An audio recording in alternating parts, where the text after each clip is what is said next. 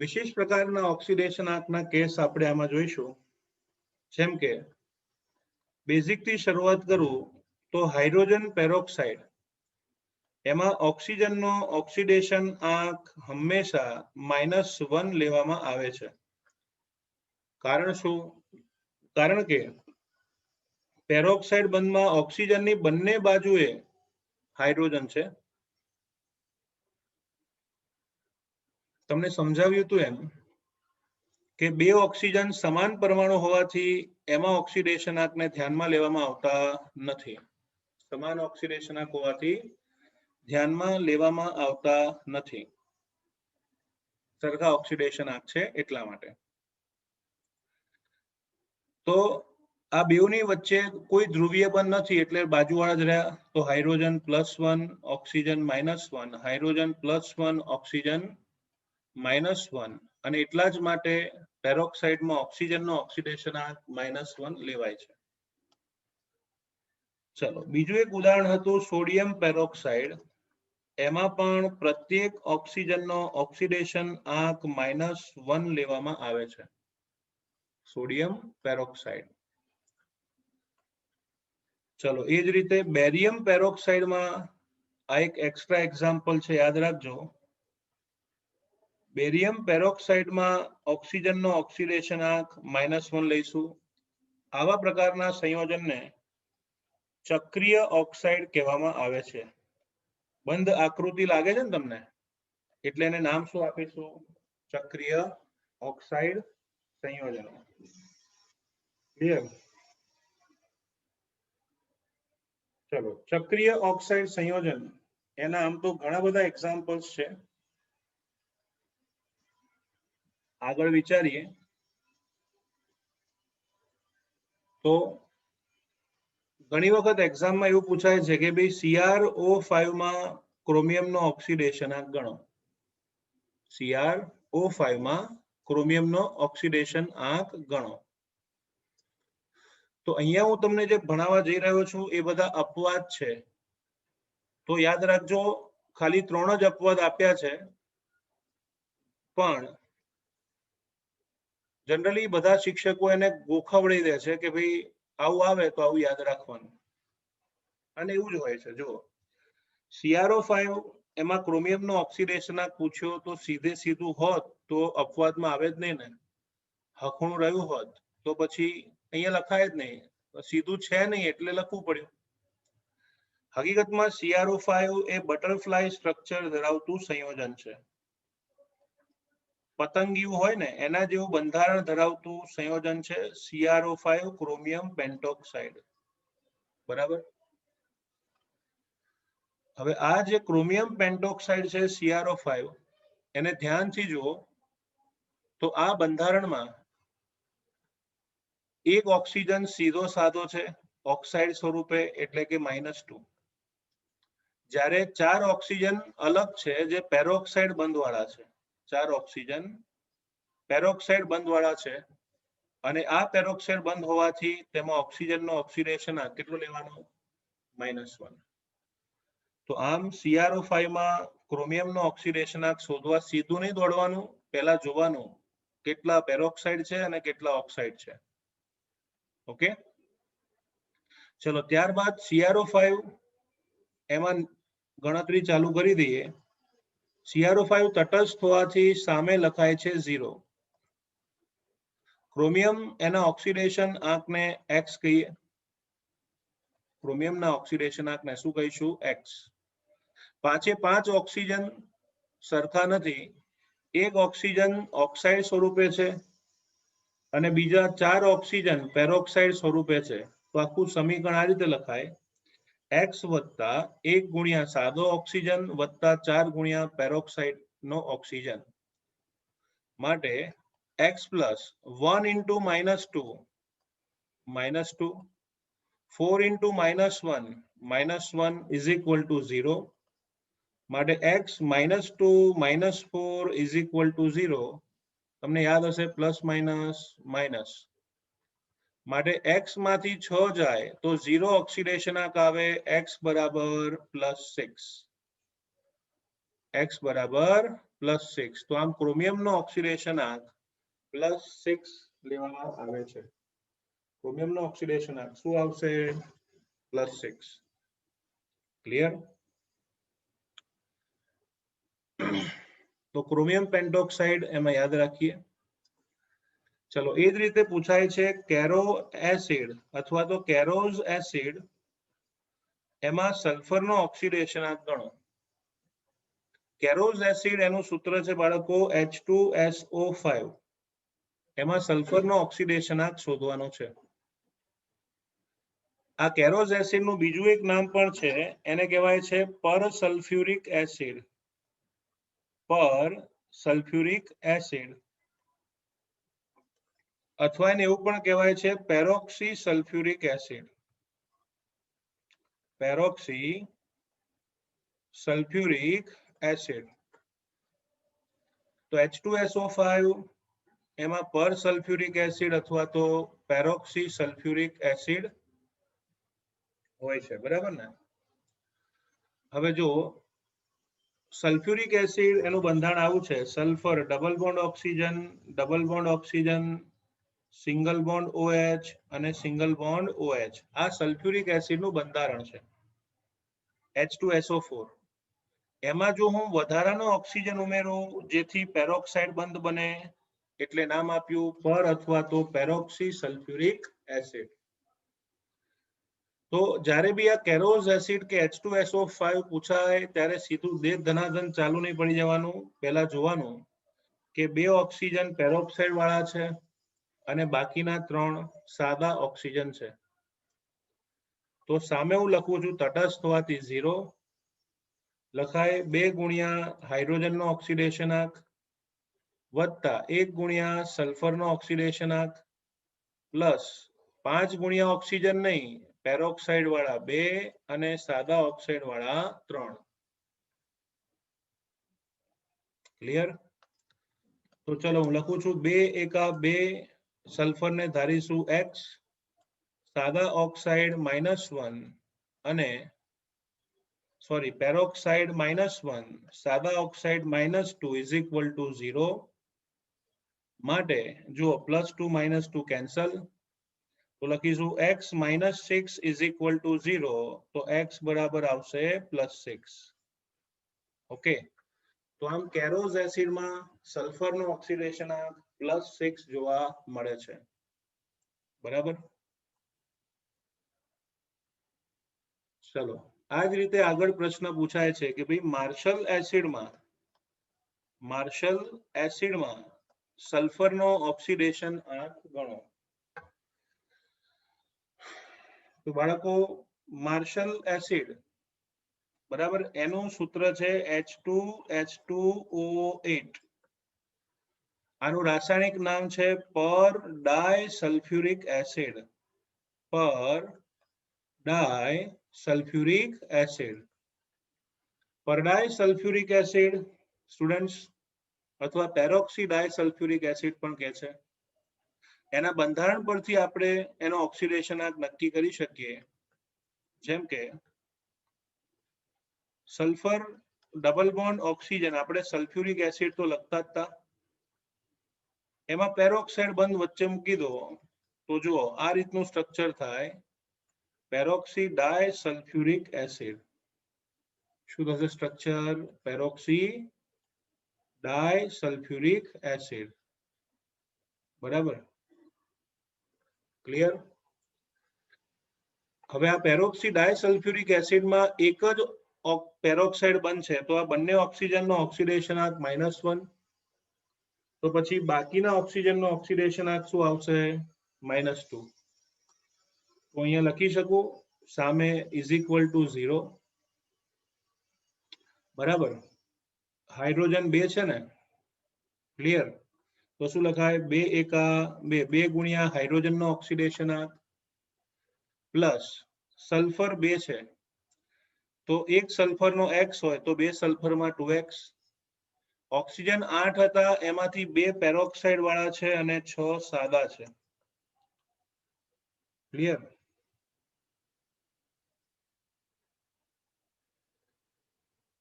નાઉ oxidation number લખીએ તો 2 ગુણ્યા હાઇડ્રોજન 1 વત્તા 2x 2 ગુણ્યા પેરોક્સાઇડ વાળા -1 6 ગુણ્યા -2 is equal to 0 +2 -2 cancel so 2x - 12 is equal to 0 તો ચલો -12 સામે જાય તો +12 માટે માર્શલ એસિડમાં સલ્ફરનો ઓક્સિડેશનાંક શું આવશે +6 તો આપણે બટરફ્લાય જોયું બરાબર પેરોક્સાઇડ ની શરૂઆત કરી કેરોઝ એસિડ અને માર્શલ એસિડ એમાં આવશે જવાબ +6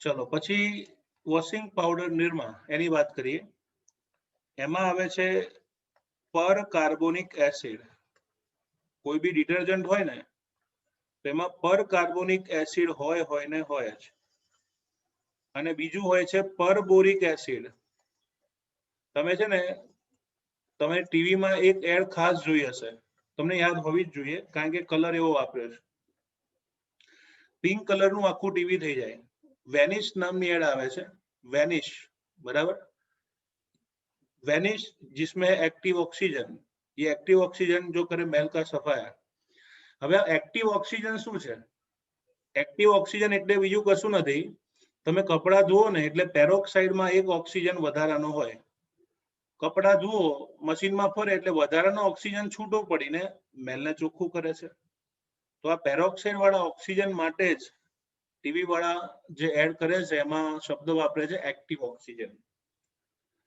ખાલી કાર્બોનિક એસિડ હોય ને તો એનું સૂત્ર આવે બાળકો H2CO3 પણ પેરોક્સી કાર્બોનિક એસિડ છે એટલે H2CO4 આવશે બોરિક એસિડ નું સૂત્ર છે H3BO3 પણ પરબોરિક એસિડ છે એટલે H3BO4 બરાબર એ રીતે પર નાઇટ્રિક એસિડ પણ આવે નાઇટ્રિક એસિડ હોય તો એને કહેવાય HNO3 પણ પર નાઇટ્રિક એસિડ છે વધારાનો ઓક્સિજન એને કહેવાય HNO4 કેમિસ્ટ્રીમાં પર શબ્દ વધારાના ઓક્સિજન માટે વાપરવામાં આવે છે તો આ એક એક્ઝામ્પલ બુકમાં નથી ખાસ યાદ રાખીને લખી નાખજો પર કાર્બોનિક એસિડ એનું બંધારણ આવું છે કાર્બોનિક એસિડ નું સ્ટ્રક્ચર આવું હોય જો H2CO3 પર કાર્બોનિક એસિડ એટલે વચ્ચે પેરોક્સાઇડ મૂકી દો તો થઈ ગયું પેરોક્સી કાર્બોનિક એસિડ પર બોરિક એસિડ નું સૂત્ર છે બાળકો અહીંયા બોરોન જોડે OH અહીંયા બોરોન જોડે OH બોરોન જોડે OH તો અત્રે લખાશે OOH okay this is boric એસિડમાં એક ઓક્સિજન વધારાનો ઉમેર્યો તો પરબોરિક એસિડ થાય એ જ રીતે નાઇટ્રિક એસિડ નું સૂત્ર છે N double bond oxygen single bond oxygen આ છે નાઇટ્રિક એસિડ HNO3 એમાં જો વધારાનો ઓક્સિજન ઉમેરી દઉં તો એને કહેવાય પર નાઇટ્રિક એસિડ તો કાર્બોનિક પર કાર્બોનિક બોરિક પર બોરિક નાઇટ્રિક પર નાઇટ્રિક આ બધા એક્ઝામ્પલ્સ છે પર કાર્બોનિક એસિડ એમાં તમે જોઈ શકો છો ઓક્સિજન સાથે બરાબર પેરોક્સાઇડ બંધ છે તો એની ગણતરી પણ આપણે કરી નાખીએ અણુ તટસ્થ હોવાથી પહેલા તો સામે 0 મૂકી દો પછી લખવાનું 2 ગુણ્યા હાઇડ્રોજનનો ઓક્સિડેશનાંક વત્તા કાર્બનનો ઓક્સિડેશનાંક 4 માંથી 2 ઓક્સિજન સાદા અને 2 ઓક્સિજન પેરોક્સાઇડ વાળા માટે 2 કા 2 વત્તા x 2 ઓક્સિજન પેરોક્સાઇડ ના હોય તો -1 સાદા હોય -2 is equal to 0 +2 -2 cancel so x - 4 is equal to 0 x is equal to +4 તો આ પર કાર્બોનિક એસિડમાં કાર્બનનો ઓક્સિડેશનાંક થયો ચલો એ જ રીતે પરબોરિક એસિડ તટસ્થ હોવાથી સામે 0 મૂકી દો 3 ગુણ્યા હાઇડ્રોજનનો ઓક્સિડેશનાંક વત્તા બોરોનનો ઓક્સિડેશનાંક વત્તા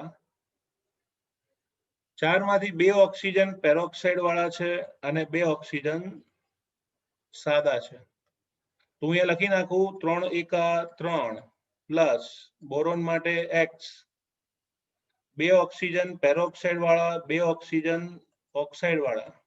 તો ઓક્સિડેશન નક્કી કરીએ 3 વત્તા x ઓછા 2 ઓછા 4 ઇઝ ઇક્વલ ટુ માટે x minus 3 is equal to 0, x is equal to +3. જાદુ ન થવું જોઈએ, કારણ કે ગાણિતીય સરવાળા બાદબાકી છે એમાં તો તમે પારંગત છો એવું જાણો છો. સેમ વે પર નાઇટ્રિક એસિડ, એમાં બી સ્ટ્રક્ચરને જોઈને જ આગળ વધો. 2 ઓક્સિજન પેરોક્સાઇડ અને બાકીના 2 ઓક્સાઇડ. તટસ્થ હોવાથી સામે શૂન્ય મૂકી દો તો લખી શકાય હાઇડ્રોજનનો ઓક્સિડેશનાંક વત્તા નાઇટ્રોજન માટે ધારવાનું x, 4 ઓક્સિજન માંથી 2 સાદા ઓક્સિજન અને 2 પેરોક્સી વાળા. તો 1 પ્લસ x પ્લસ પેરોક્સાઇડ વાળા 2 સુપર ઓક્સાઇડ વાળા 2, એટલે કે અહીંયા એકમાં -1 લખીશું, બીજા વાળામાં -2. ઓકે, આમાં કઈ છે નહીં કેલ્ક્યુલેશન સિવાય. તો x ઓછા 5 જોઈ શકો છો, -2 -4 એટલે -6, x ઓછા 5 બરાબર 0, માટે x બરાબર +5. તો પેરોક્સી નાઇટ્રિક એસિડ એમાં ઓક્સિડેશનાંક 5 આવશે. આમ તો આની બહારનું એક પણ ઓક્સિડેશનાંક તમને પૂછાઈ શકે તેમ નથી, છતાં પણ જો કોઈ બનાવીને પૂછે તો તમને આવડવું જોઈએ. જનરલી કોઈ બી ટીચર હોય એ આ એક્ઝામ્પલ આટલા બી નહીં, આનાથી ઓછા એક્ઝામ્પલ સમજાવીને પૂરું કરી નાખશે પેરોક્સાઇડનું, કે આટલું યાદ રાખવું. અને એ પણ સાચા છે, આટલું જ યાદ રાખવાની જરૂર છે. પણ કોઈ તમને એવું નહીં સમજાવે કે સાહેબ આ પેરોક્સાઇડ આવ્યો ખબર કેમ નહીં પડે. મતલબ મેં તમને કીધું કે આમાં પેરોક્સાઇડ છે, તમે માની લીધું અને યાદ બી રાખી લીધું.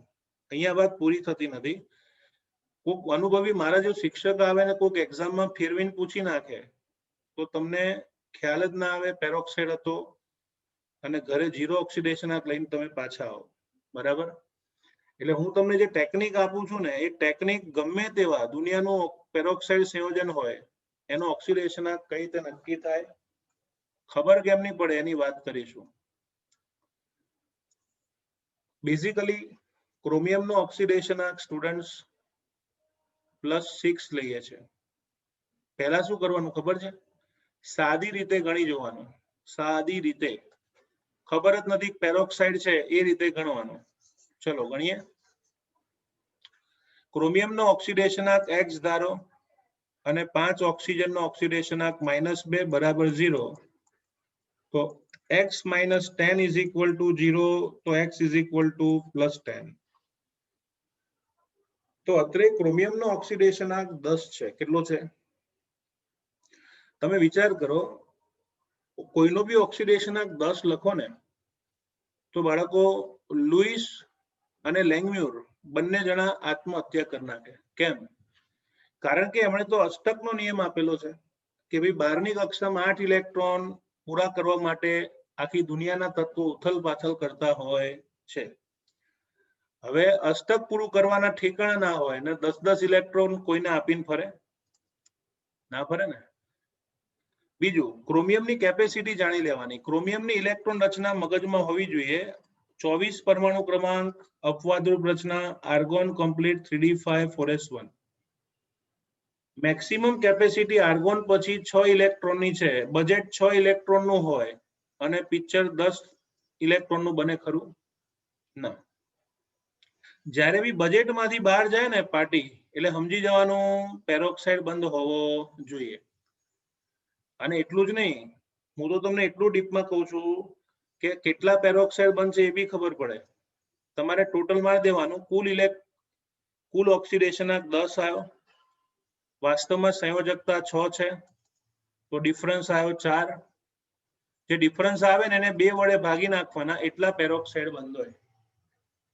તો સાદા ઓક્સિડેશનાંક અને સાચા ઓક્સિડેશનાંક એની વચ્ચે જે ડિફરન્સ છે, બરાબર, આપેલો ઓક્સિડેશનાંક 10 આવ્યો ને, અને મેક્સિમમ શક્ય કેટલો થાય? 5 ને 1 6.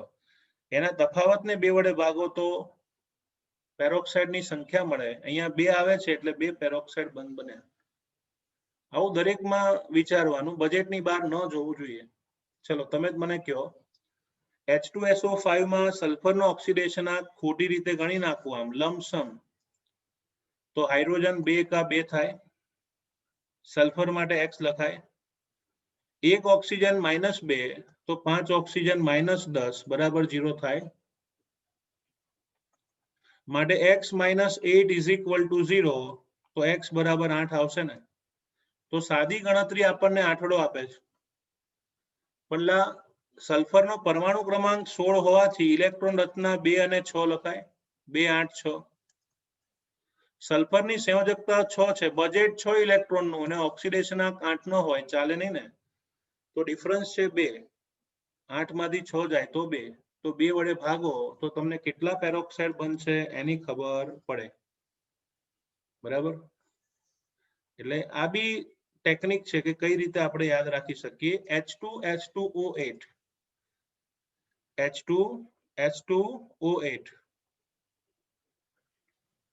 આ H2H2O8 માં બાળકો તમે એમનેમ ગણતરી કરશો ને તો કેટલું આવે છે જુઓ. 2 ગુણ્યા હાઇડ્રોજનનો ઓક્સિડેશનાંક 2, સલ્ફર 2 છે તો એને 2x ગણવાનું, ઓક્સિજન 8 છે એટલે 8 દુ 16 -16 ગણવાનું, જવાબ 0. માટે 2x - 14 બરાબર 0, તો 2x બરાબર 14 થાય. તો જેટલા પરમાણુ હોય એ બધા જ પરમાણુનો ઓક્સિડેશનાંક ગણવાનો. તો બંને સલ્ફરનું ટોટલ 14 આવે. બરાબર. પણ તમને ખબર છે સલ્ફરનો ઓક્સિડેશનાંક અથવા એની સંયોજકતા 6 છે. સલ્ફરની બહારની કક્ષામાં 6 ઇલેક્ટ્રોન છે. 2 સલ્ફર ભેગા કરો તો 6 દુ 12, મેક્સિમમ કેટલા ઇલેક્ટ્રોન આવવા જોઈએ? 12 આવવા જોઈએ. તો બંને સલ્ફરનો મેક્સિમમ ઓક્સિડેશનાંક 12 હોવો જોઈએ, 12. પણ અહીંયા 14 આવ્યો ને, એટલે કે 14 માંથી 12 બાદ કરો કેટલા આવે? 2/2, એટલે કે 1 પેરોક્સાઇડ બંધ છે. બરાબર. આવું દરેકમાં કરશો તો તરત ખબર પડશે. ચલો ફટાફટ સમજાવી દો. પર કાર્બોનિક એસિડ જો સાદી ગણતરી કરો ને, સાદી, તો 2 હાઇડ્રોજન +2, 4 ઓક્સિજન -8, તો એમનેમ ગણતરી કરશો તો જવાબ 6 આવશે. બરાબર. ચલો ને સમજાવી દઉં. 2 હાઇડ્રોજન 2, કાર્બનને X ધારી લો, 4 ઓક્સિજન આવે તો એનો -2 લેવાય. તો 2 + x - 8 = 0, તો x - 6 = 0, x બરાબર +6 આવશે. હવે કાર્બનનો પરમાણુ ક્રમાંક 6 હોય તો ઇલેક્ટ્રોન રચના 2 4 આવે ને. હવે બજેટ 4 નું છે અને પિક્ચર બન્યું 6 નું, ડિફરન્સ કેટલો આવશે? 2. અને 2 ને 2 વડે ભાગો તો ઓક્સિડેશનાંક કેટલો આવે બાળકો? 1. 2 ને 2 વડે ભાગો ને તો 1 આવે, એટલે 1 પેરોક્સાઇડ બંધ હોવો જોઈએ. બરાબર. આ જ રીતે બોરોન એની સંયોજકતા 3 છે અને એમનેમ ગણતરી કરશો H3BO4 માં તો જવાબ 5 આવે. તો એમાં 1 પેરોક્સાઇડ બંધ. નાઇટ્રિક એસિડમાં નાઇટ્રોજનનો પરમાણુ ક્રમાંક 7 છે તો ઇલેક્ટ્રોન રચના 2 5 આવે. સંયોજકતા 5 છે અને સાદી ગણતરી જવાબ 7 લાવશે. બરાબર. પેટર્નને સમજશો ને તો બધું જ ખબર પડે. એના માટે ઇલેક્ટ્રોન રચના અને બધા કન્સેપ્ટ થોડા બહુ ક્લિયર હોવા જોઈએ.